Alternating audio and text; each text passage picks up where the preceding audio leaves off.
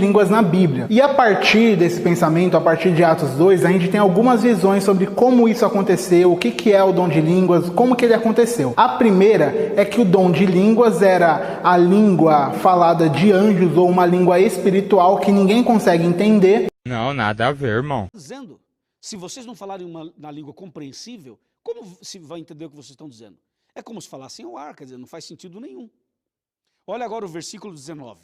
Paulo diz assim: contudo, eu prefiro falar na igreja 5 palavras com o meu entendimento para instruir outros a falar 10.000 palavras em outra língua. Então Paulo está deixando bem claro, ele fala assim, eu prefiro falar 5, ele fala aqui, eu prefiro falar 5 palavras com o meu entendimento para instruir os outros a falar 10.000 em outra língua.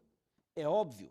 Então, é claro. Línguas eram línguas de anjos ou línguas espirituais. É 1 Coríntios 13:1, onde Paulo está falando, ainda que eu falasse a língua dos homens, ou se eu falasse a língua dos anjos, se eu não tivesse amor, eu seria como metal que bate e faz barulho, ou como o sino que também faz barulho. Falando essa expressão, língua de anjos, tem pessoas que entendem que então o dom de línguas que aconteceu em Atos 2 era dom de línguas dos anjos. Então ele estava falando...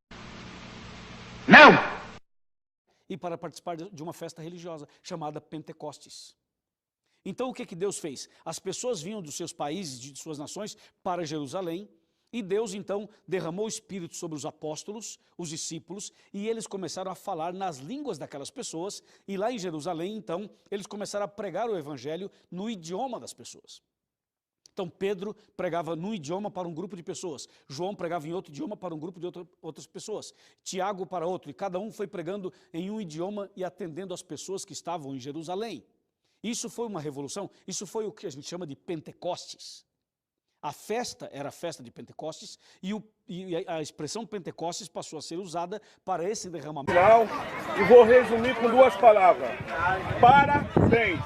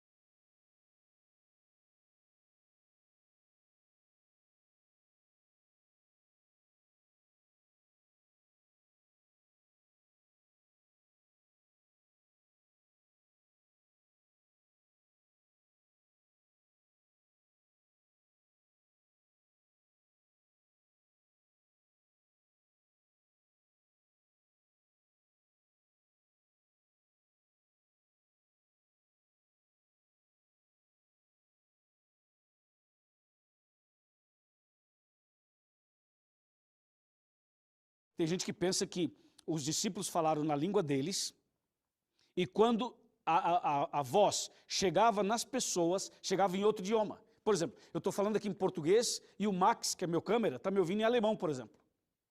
Se fosse assim, se eu falasse em português aqui e o Max escutasse em alemão, então o dom não é de língua, o dom é de ouvido. Entendeu? O que a Bíblia fala é do dom de línguas.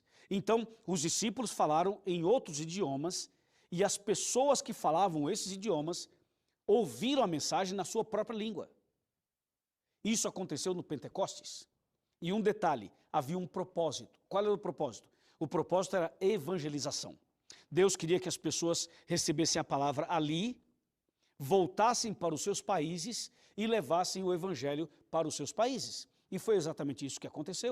Ah, agora eu entendi! Agora eu saquei! Agora todas as peças se encaixaram!